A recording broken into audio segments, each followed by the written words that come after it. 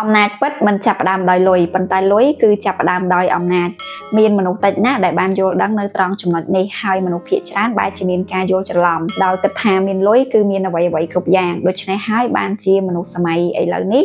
គាត់ផ្ដោតលើលុយជាធំដោយមិនគិតពីសិលធម៌ឬក៏គុណធម៌នៅក្នុងសង្គមអ្វីនោះទេ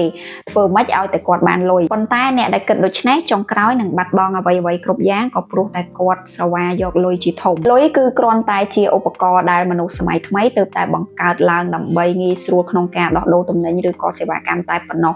ផ្ទុយពីអំណាចពិតដែលវាមាននៅក្នុងធម្មជាតិនេះរាប់លានឆ្នាំមកហើយមិនចំពោះតែមនុស្សនោះទេគឺអ្វីគ្រប់យ៉ាងនៅក្នុងโลกនេះសុទ្ធតែមានអំណាចទៅតាមរបៀបរបស់វាយើងអាចក្រឡេកទៅមើលសត្វជាឧទាហរណ៍បានសូម្បីតែសត្វក៏វាមានអំណាចផ្ទាល់ខ្លួនរបស់វាដែរដូចគ្នានឹងមនុស្សយើងដែរតាមពិតទៅអំណាចពិតគឺវាស្ថិតនៅខាងក្នុងខ្លួនរបស់យើងទៅវិញទេទើបបង្កើតបានជាប្រាក់ឬក៏របស់របរដ៏មានតម្លៃខាងក្រៅខ្លួនទាំងអស់នោះរបស់របរមានតម្លៃខាងក្រៅខ្លួនទាំងអស់នោះគឺសុទ្ធតែចាប់ផ្ដើមពីអំណាចខាងក្នុងខ្លួនរបស់យើងមុនគេអំណាចពិតនឹងជួយតាក់ទាញនៅរបស់របរខាងក្រៅខ្លួនទាំងអស់នោះឲ្យចូលមករកយើងក៏ព្រោះតែយើងមានសមត្ថភាពស័ក្តិសមនឹងទទួលបាននៅរបស់របរខាងក្រៅខ្លួនទាំងអស់នោះមិនមែនរបស់របរខាងក្រៅខ្លួនទាំងអស់នោះចូលមកបង្កើតគុណតម្លៃឲ្យយើងនោះទេប៉ុន្តែមនុស្សដែលមិនមានការយល់ដឹងនៅត្រង់ចំណុចនេះគាត់សម្លឹងឃើញតែមួយជ្រុងដែលមនុស្សនៅក្នុងសង្គមសពថ្ងៃបានបង្ហាញឲ្យគាត់ឃើញគាត់គិតថាប្រហែលជាលុយអាចដោះស្រាយនៅបញ្ហាអ្វីៗគ្រប់យ៉ាងដែលគាត់ត្រូវការតែនៅពេលដែលគាត់រកលុយទាំងអស់នោះបានវាបែរជាមិនមែនដូច្នេះទៅវិញពេលខ្លះយើងគ្រាន់តែច្រឡំថាលុយគឺជាអំណាចហើយអាចជួយបង្កើនឥទ្ធិពលផ្ទាល់ខ្លួនរបស់យើងប៉ុន្តែមានមនុស្សមានលុយជាច្រើនដែលមិនទទួលបាននៅការគោរពការស្រឡាញ់ពីអ្នកដទៃផ្ទុយទៅវិញមនុស្សដែលមិនមានលុយច្រើនបែរជាអាចទទួលបាននូវការគោរពក្តីស្រឡាញ់និងការក្រែងចិត្តពីអ្នកដទៃទៅវិញដូច្នេះចូលចាប់ផ្ដើមកសាងអំណាចនៅក្នុងខ្លួនរបស់យើងជាមុនដោយការកសាងនូវភាពស្មោះត្រង់កសាងនូវគុណធម៌សុជីវធម៌ក្នុងការរស់នៅប្រចាំថ្ងៃទើបអាចតាក់ទាញនៅរបស់របរខាងក្រៅខ្លួនទាំងអស់នោះមកកាន់យើងបានការស្វែងរកលុយជាមុនដើម្បីបង្កើនអំណាចនិងឥទ្ធិពលគឺជាការបញ្ច្រាស់ពីលក្ខខណ្ឌធម្មជាតិ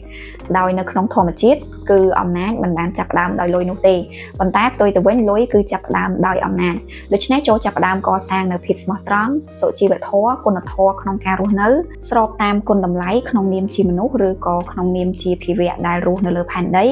ហើយផ្ដល់ប្រយោជន៍ទៅឲ្យផែនដីវិញនោះទើបផែនដីប្រគល់នៅអ្វីដែលយើងចង់បានត្រឡប់មកឲ្យយើងវិញខ្ញុំជឿថាបងប្អូនដែលគាត់បានរៀនសូត្រច្រើនក៏ដូចជាបងប្អូនដែលគាត់បានកាន់នៅសាសនារបស់ព្រះសម្មាសម្ពុទ្ធគាត់ប្រកាសជាបានដឹងរឿងទាំងអស់ហ្នឹងពីព្រោះតែ